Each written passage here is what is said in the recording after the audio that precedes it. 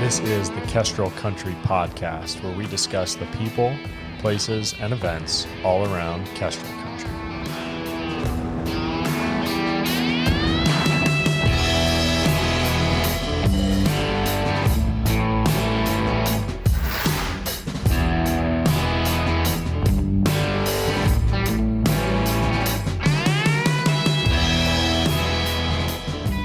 Julie Heisig. Welcome to the Kestrel Country Podcast. Thanks for having me. Oh, I'm glad you could come. So it's really just an excuse to get together and chat. Yes, it is. On a snowy day and drink some warm tea and coffee. But Julie and I have known each other for, I should have calculated ahead of time. What is it? 7? 9? No. I know. Okay. Longer than I thought. A long time now. But Julie, tell us a little bit about yourself and how you came to Moscow. Okay, well, we moved here back in 2015. Coaster. Thank you. You're welcome. We moved here in 2015 for Logos, kind of primarily because we'd been homeschooling and I didn't want to keep doing that, and Logos was kind of ideal. And we were in search of a good church, so this is kind of perfect. And when we got here, my husband worked at MZ for a while before it became Lightcast. Yes, all the changes. Yeah. We moved here with our 4 kids, who my oldest at the time was 8. Oh, my word. Now she's about to be 17. Okay. Yeah. Yeah. Yep. Anyway, but we love it. And Yeah. would never leave. Well, when we met you, Mike helped you guys get a house, and then I met you shortly after that. But Julie launched lifting coaching in her garage for a little bit back when our youngest was toddler age. Yep. And so that's really when we got to know each other really well, Yeah. especially because I'd already made fun of her knee sleeves. Had to bring you in. And so when she offered to coach, I'd never lifted in my life, or not really, and I don't think. It was kind of an obligation because I'd made fun of her knee sleeves. You have to go say yes. Now you gotta show up. It was one of the best things ever. One, it was really good for you, and I love it. I loved it way more than I would have guessed I loved it. And 2, it was just a great way to, get to be with friends and accomplish something at the same time, and have your littles be present without. It was pretty perfect. It was wonderful. Yeah. And you did great. Oh, you thanks. made a lot of progress. Well, and I have my own stuff now in the garage, but I miss the coaching part. And it's way easier to neglect getting out to the garage. It's so true, especially when it's snowing and cold. When it's snowing and cold and the bar is really cold, but I'm trying again. Anyway, so Julie's got lots of talents, but we grabbed her on here today to talk for our cleaning series. And Julie does have a beautiful house, and she's done a wonderful job of cleaning and decorating. So we're hitting both on this one. But she's done a wonderful job of bringing in light in various methods slowly throughout the years, and how you've switched things around.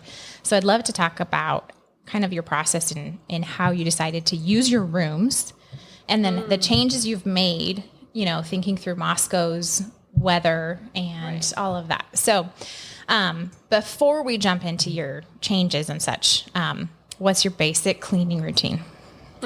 Well, I am always in the works of building my cleaning routine. It's always ebbing and flowing and changing. Ebbing and flowing. Never really feel like I land on something, except that my Wednesday routine is that's stuck. Okay, so tell me about Wednesday. Okay, well, this is just kind of arbitrary, but I kind of always wanted to be the person who had a clean fan.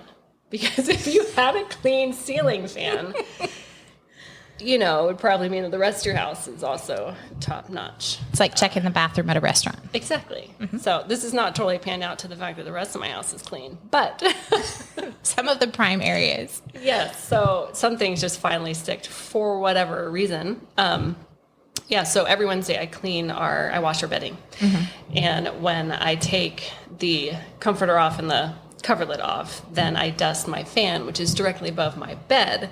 So if anything falls, which not much, because if you stay on top of it, it makes it way easier. It's a lot easier. Then I just take it all down, wash it, come back, and then I kind of do my master bathroom that day too. But for some reason, that one has really stuck. Mm-hmm. And having that clean along with your dishes done, I don't know. Yeah. It feels like You're on top of the day. You're on top of the day, yeah. Okay. So do you have Wednesday be your entire home, or do you break it apart into bite-sized pieces throughout the week? Right now I do have it broken up kind of in bite-sized pieces, based on kind of the flow of our life and our week. Yeah. Typically Mondays are a big laundry day. You're just coming out of the weekend. So Mondays is pretty big and Thursdays tend to be big, even though I do laundry every day and I do not call it my laundry day. Right. It's not official. It's just maintenance. Yeah. It's just, there's a lot on Monday. And I would typically mop on Mondays. I've been playing around with moving my mopping to Friday. Oh, Whoa. it's a little out there. It's a little out there. Yeah, debating Saturdays. When we crash on Sunday for Sabbath, I really like a clean house. It's hard for me to rest when it is not clean. Yeah. So when Jan Sawyer was on and she mentioned doing a big deep clean one day a week, I was very intrigued by that. And I've been trying to see how I can fit that in. Saturdays are pretty busy. Saturdays are. But it'd be pretty awesome if Saturday was the big deep clean day, because then Sunday would be amazing. Where it's all just ready to go. Yes. Yeah. But I usually, Mondays is the big, I don't usually plan to be anywhere to do anything on Mondays. It's just laundry and usually the mopping day. You kind of just get everything. That's the dusting and the bathrooms. And that would probably be my deep clean. And then the rest of the week after everyone, you're just kind of thrown into the week. You just do the tidy on top of it. Yeah. Yeah. And the tidy on the regular, I think, helps.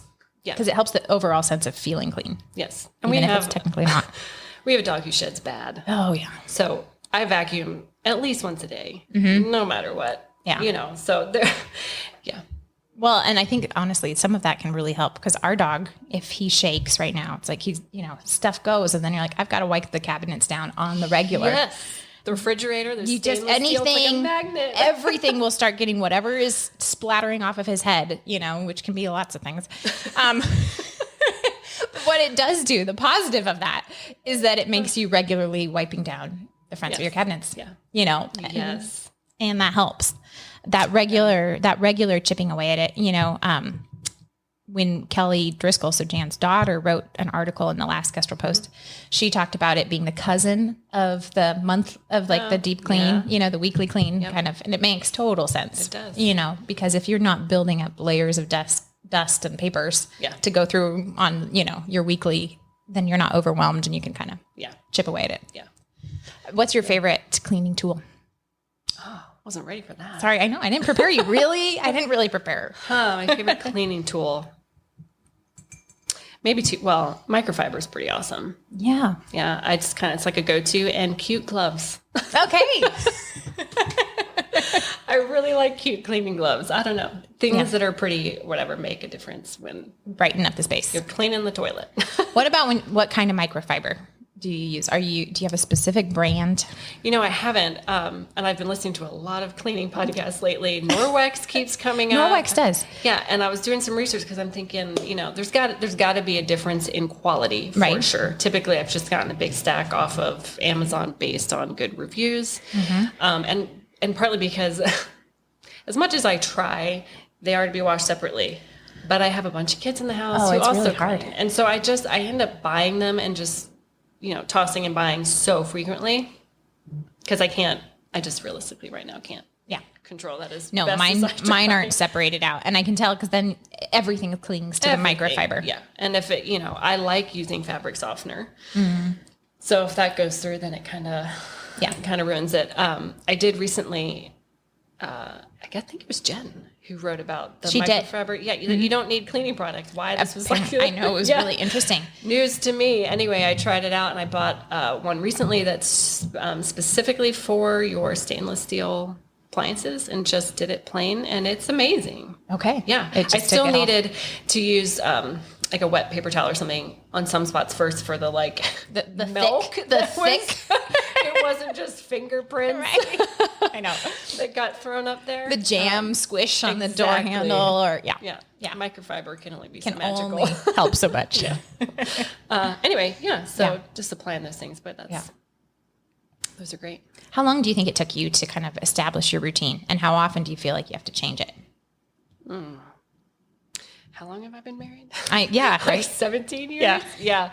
I think after, let's see, probably 8 years ago, something about moving, I guess, and getting everything kind of shaken up a little bit made me think more about, well, what is my process for laundry? What is my process for this? Maybe just a new house. I don't know, but that's when I actually started thinking about the details of it and actually knowing what I do. I think if you'd asked me before, what's your, laundry regimen? I'm like, I just kind of do, or I buy soap, try stuff, put it in when it bottles off, now, and I feel like I could talk probably 30 minutes on laundry alone. So it's interesting because I think it can be incredibly overwhelming. There's so many different cleaning products. You go to the store, and then you can also, I think, get lost down that tunnel of over research. Oh, totally.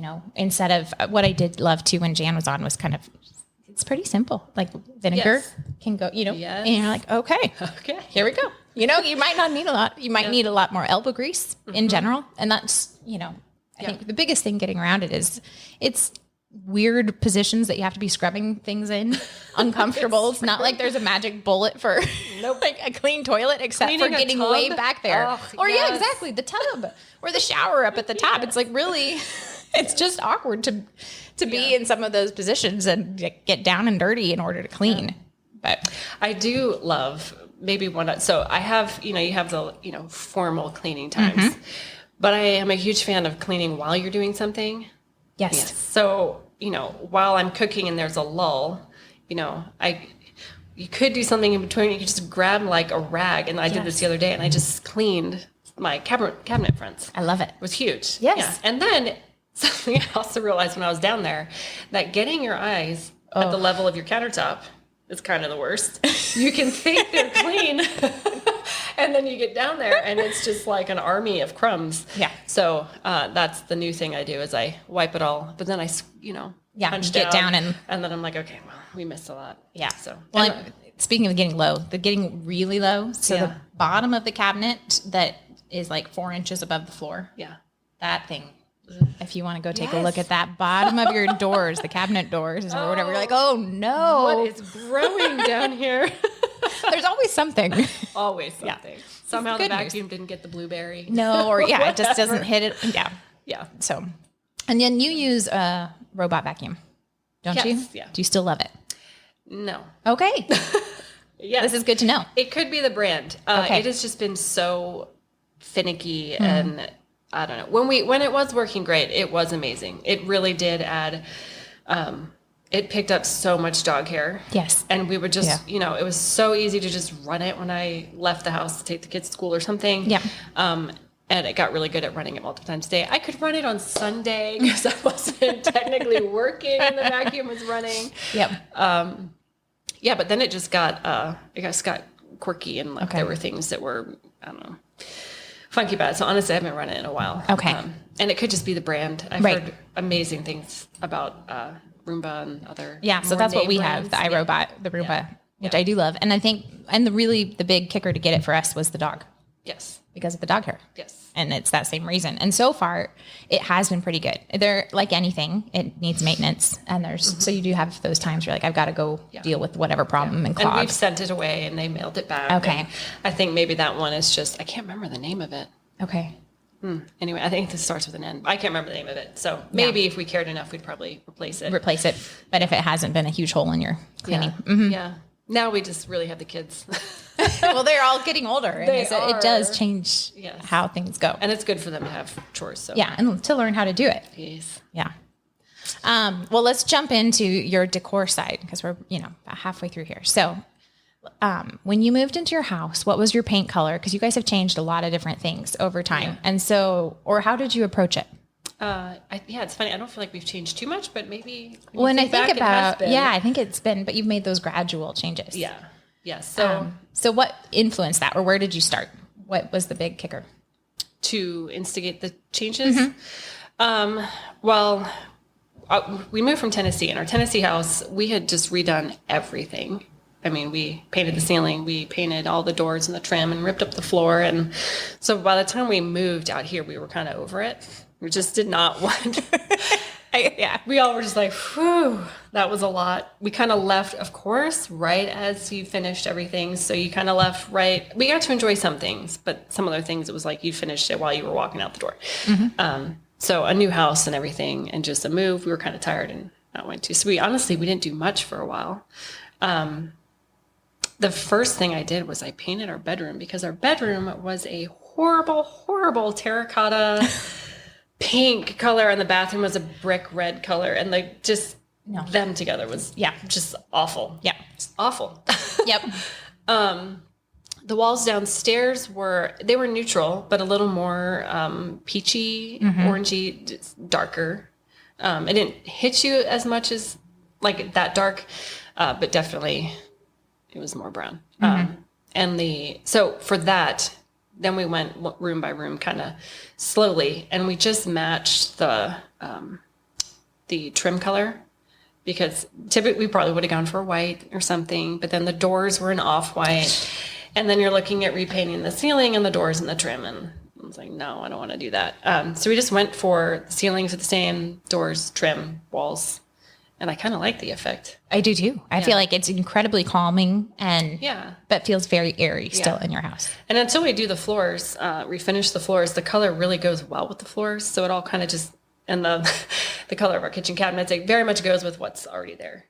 So a smart way to approach it. Yeah. And it made it so easy to paint. Yeah. I mean, you want to be careful, but it just didn't matter if you nicked the ceiling. It all kind of went together. So that's really fun. You could do it fast. Yeah. And then what other things have you done to make it feel very bright and open in your home? I've been purging a lot. That's one thing. Just keep taking stuff out. I think the older the kids get, the more we just feel like we're kind of bursting at the seams a little bit. In the last 2 years, year and a half, not been that long, maybe just a year. A big shift was, with the kids getting older, we wanted more space to just sit and talk with them. And we realized, and we wanted to host more Sabbath dinners with families in the community. And we realized we did not actually have a good setup where you could sit directly across from each other. We thought, why are we not sitting around chatting? The kids have questions, but we're not really hanging out. And we realized, well, neither room that we have is conducive to actually flopping down and talking for hours. So we completely cleared out our dining room / living room and just made it a dining room. We bought a long table and a hutch to store all the extra things. And then the other room, we got a second sofa. And so now the sofas are facing each other.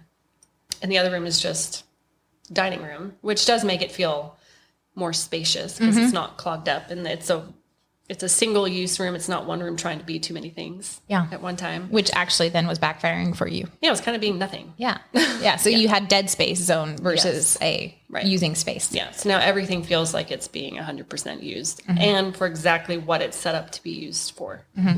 That's great.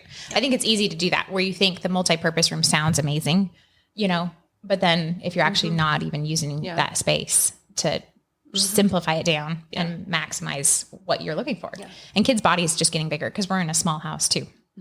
Does affect how you think through things and where you put everybody. Yes. And then when they get older, they actually have things they want to sit and debate about. And you can't just answer it in a 2-second response. Well, let's hash this out. This is actually kind of a complicated thing. Or you want to see them, interacting. Yeah. That's really fun. Yeah. So what was your paint color really quick? And then what was your curtain colors? Because I feel like your curtains also have a huge impact on that dining room. So Julie's dining room now is long and you've got a bunch of windows. You got 2 doors going in and out. Yep.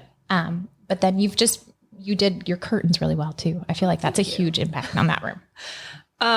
Well, the color is white hyacinth. On your curtain? No. On your walls. Okay. White hyacinth. Yeah. If that means anything to anybody. Where is it from?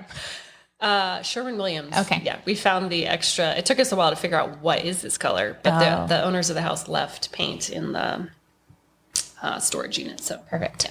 Yeah. Okay. The curtains, that was on a whim. I was planning on painting the walls gray and I thought it would go well with the gray, but in the meantime, the darker shade of the curtains. So the curtains are like a cream with kind of a gold bit to it. Anyway, that they would kind of coordinate with the wall. In the meantime, we never ended up painting it gray. And then going lighter on the walls just made it a little better. Those were just a really good JCPenney deal. Nice work. And then how did you hang them? Oh, these I hung straight up to the ceiling. Yeah, and all the way to the floor. And all the way to the floor. Yes. Yeah. And I love that. It makes the room feel very open, but still cozy. Yes. I don't want it to feel so airy. So yeah, it warms it up, and it really helps with the sound too. Oh, that's a good point. Yeah. Yeah, I hadn't thought about that. I took them down when I was painting, and everything echoed. Oh, wow. Yeah, it was pretty. And the everything echoed, and you could really feel a temperature change. So Okay. yeah. Yeah, so multi-purpose, but not blocking out the light. But not, yes, these are light filtering. Yeah, I recently went to try to change it and bought curtains that were way too sheer. So we do get a ton of light through the windows, which is a huge blessing, but it can be blinding a little bit more in the, this time of year in February, the way the sun hits that one side, it just reflects off the floor, and the curtains didn't do anything to stop that. And then the other ones were just, they weren't room darkening, but they just let out. They block too much light, and you want that light coming through. You do. It's an interesting balance. And then at the same time, you also don't want the heat coming in. So you're playing all of these different things. The light filtering was a really good balance. Yeah, that's great. So what about your style and how do you pick things?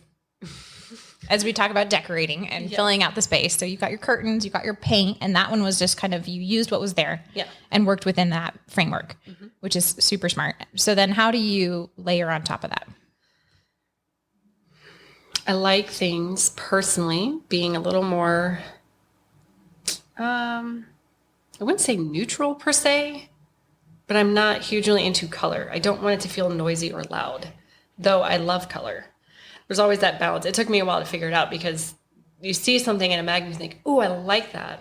And it took me a while to realize I like it there, not in my house. That's a good point, though. It really is. I don't want to live in it. Yeah. When we first got married, I thought I wanted a red comforter, and I hated it. Just hated it. Yeah. Yeah. But it looked really cute in the picture in my idea. So it took me a while just to narrow down what I like to live around. I like it to feel peaceful and cozy, but also just not cluttered. Kind of when everything has a purpose and a place, it feels really good. Yes. So speaking of your purpose and place, you mentioned your hutch. Yes. And you also, I think, pull in color a lot when you do your dining room table settings. Do you want to talk a little bit about how you go about, because you set a really beautiful table and you do it differently a lot. Yes. So how do you do that? Well, when everything else is neutral, I feel like I can do things on the table. I don't, when you look at a room, you do take it all in. And so if you have, I don't know, if you had crazy busy curtains and then you wanted to have a simple table, you just couldn't get the effect that you wanted because everything would be competing. So I guess if everything around is simple and kind of neutral, then you can go crazy on the table, which I do like. I like the freedom to have scenes, like Valentine's Day. Yes. I want to go crazy with hearts and stuff and not have it feel like now everything went kind of Everything crazy. is patterned and textured everywhere. Right. And it's just too much. It's like a headache. Yeah. Yeah. So what kind of dishes do you collect them? Do you just find things, or do you end up trying to do stuff that can work for multiple seasons? I have, that's a good question. Oh, thank you. Yeah. Okay. So this did kind of evolve over the years. I found that I really like plain serving dishes, just white. Just like that, because there are so many cute serving dishes, and I've bought them over the years. And then you just have this problem of either getting tired of it or it doesn't go with, it's very limited. And now you have a storage issue. So white just kind of goes everywhere all the time. I love runners. I could probably end up with 50 runners in my closet. They don't take as much space. They don't take up much space. It is such a quick change for the table. You just instant Valentine's, instant St. Patrick's Day, instant Christmas. It's true. It's true. And the kids can come and eat, and then you can still wipe the table down. You still have something that kind of makes the table look homey and seasonal or something. And you've not had to, I've done the tablecloth thing, and my kids are getting older, but at the time it was just, you could change it for lunch and dinner. And it's ridiculous. No, it's too much. You're absolutely right. It is. And you're not ironing a whole thing. Exactly. You're not. Yeah. So I love runners. I'm a huge fan of blue and white, I have found. So I love my blue and white dishes. And they're so pretty. I tend to shop kind of around that, things that go with that. But I also, from Pottery Barn, they have their catering line. It's just white dishes and white dinner plates, salad dish. So I got a stack of those 24 dinner, 24 salad, just for the option of, one, it was just a great price. And when we host Sabbath dinners for a lot of people, that's the easiest to throw down. But that it's a nice option to have for if you're going to Because blue and white in Christmas doesn't really go great. Right. Right. You have some limitations. Right. But I like to play around with runners and napkins. Oh man, they are fun. Yeah. They're really fun. Well, and something that might be a little too busy hanging on the side of the table on all four sides is not that busy on a runner. Exactly. I was so excited when I discovered Spoonflower, where you can order specialty fabric that people have designed, and then you can have it either just sent as fabric or you can have them make it into something. Spoonflower is so great. It's so fun. And my favorite was that I got this Nutcracker one when the girls had been in the Nutcracker show, so you have this runner for the Nutcracker stuff. And I think it would probably be incredibly overwhelming as a full tablecloth. It would. Too many Nutcrackers. Too many. Yeah, way too many. But for the runner space, it works perfectly. Yes. Yeah. Exactly. So you see. No, that's really fun. Yeah. So then, moving from your dining room into your kitchen, you guys have done some small remodel stuff in the kitchen. So when you bought the house, what changes have you made, and why did you make those changes in the kitchen? We honestly have not made much in the kitchen. No, but I think you've made big impact ones. We took out, so in the center, instead of an island, the island is our stovetop. And then underneath is kind of just a big box that's empty. And above the stovetop was it was the microwave and then another cabinet that went into the ceiling. And the microwave broke, and what's that called? You had your fan in there too, all built in. That all broke. So we took all that out and then put in just a bigger stainless steel fan, and then put a tiny microwave underneath the stovetop and added a little bit of shelving down there. So the pots and pans and the microwave are down there. So it's much cleaner. It actually raised the ceiling height so you can see from the kitchen into the living room. You couldn't see that before. That's huge. And that fan will really suck. So it still pulls everything out that you need it to. It really pulls stuff out. Even though it's higher up. Yes. The smoke alarm would go off every time we made steak or burgers. Yeah. Oh, it was just ridiculous. But no, it just doesn't. The thing is great. And it was a sight line that you opened up basically as a result. Sight line is huge. Yeah. Yeah. And it took out more of the orange color also. Right. Kind of modernized it a little bit. Opening up the space without opening up, like rearranging your entire kitchen. Yeah. Yeah. Because I feel like you've done those little improvements, which I think are really helpful for people as they look at homes to figure out what is a small project or that wouldn't be like, well, I don't know how to fix this without doing a massive kitchen remodel. What's manageable. Yeah. The manageable while you're living in it, improving the life for everybody. It's kind of like when you hang a coat rack. Yes, that was something that we did that was huge. Okay. Where did you hang yours? We hung it's in the entryway. Okay, but we hung it at again now they're older, but it was at the height where Karina, when she was in preschool, and John, when he was in preschool, could hang their backpacks and their coats. And so it's about waist high. But it's been huge because all their backpacks were just getting dumped, and no one could hang their coat up. So or get it back down. Or get it back down if you had it up there. So it gave them all a nice, neat place to hang it. They can get it themselves. You can say, get your shoes on and your coat on, which is huge in the morning when it's busy and everything's off the floor. Yeah. I think that's a huge, one of those small improvement things that you're like, oh my word. Yeah. Why didn't we do this sooner? Yes. and just thinking through how it makes everybody's life and flow work better in the home and the space that you've got. Problem solving. Yeah. It's really fun. It's storage solutions. It is. The best. Oh, they really are. There's the ridiculous storage solutions where it's like, simply pour this product into this canister. You're like, why? Yep. So it looks pretty. Yep. And you've got to get a label on it. But then you'll enjoy your potatoes more. You will. But then you do realize this is probably not always the efficient, practical, helpful method for my family. No, I see those and I think, okay, that's really cute for cereal. I'd be locked into buying cereal because you can't deal with it empty. Yeah. What are you doing? All of a sudden your space is... You have to buy Fruit Loops. to fill that canister. All right. So we're running out of time, but are there any other big thoughts that you have on decor or on cleaning? One of those life-changing moments. Big thoughts. Exactly. I do feel like it is something that's always evolving because you are trying to make it comfortable for your family. So as they grow and change, you're kind of growing and changing. Like when they're younger, dealing with the toy kitchen in your living room because it makes sense. And then you get to get rid of it. Yeah. And then you miss it. Yeah. So I guess just the growing and changing. I like things to be meaningful or to have a purpose. I don't typically like to hang something on my wall that's just generic art. I like it to either, even if I bought it, I have a triptych on my wall, but my husband loves the mountains. It looks a little Scandinavian, which is where they're from, so you can draw something out of it. Or my oldest has drawn me some blue and white. Well, she's so talented. Swedish drawings that I've framed. So I like it to have meaning, which also, blesses your people to kind of look around and see familiar things.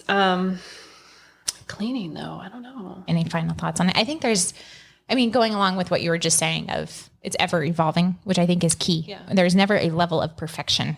No. And it's not like you get it perfect in order to keep it perfect. It's get it clean or clean enough in order to use it and bless others with it. Yeah. Yeah. And just trying to find something that works in your schedule to just get it done. Yes. And not make it your life. Right. Because it's easy to be busy at being cleaning versus actually just get it clean. Just get it clean, get it done. Yeah. That's why I love those while you're cooking, clean the cabinet door. You Yes. can always do one. Yeah. I don't know. And you just kind of get it done, chip away at it. Mm-hmm. I feel like there's probably weightlifting analogies that you could bring into this. You just have to go get your reps completed. Yeah. It's like brushing your teeth. Just get it done. Get it done. Don't think about it. Yes. Well, Julie, thank you so much for coming on. And we should probably ask if you do have any questions on the weightlifting side, you should just message Julie on that front too, because she's got a lot of knowledge on that. So That'd be a fun topic. It would be a fun one, separate one. But we can also talk about cleaning the weight room. Just the antibacterial, everything. So anyway, well, thank you so much for coming on. Thanks for joining us. Like, share, subscribe. We'll see you next week.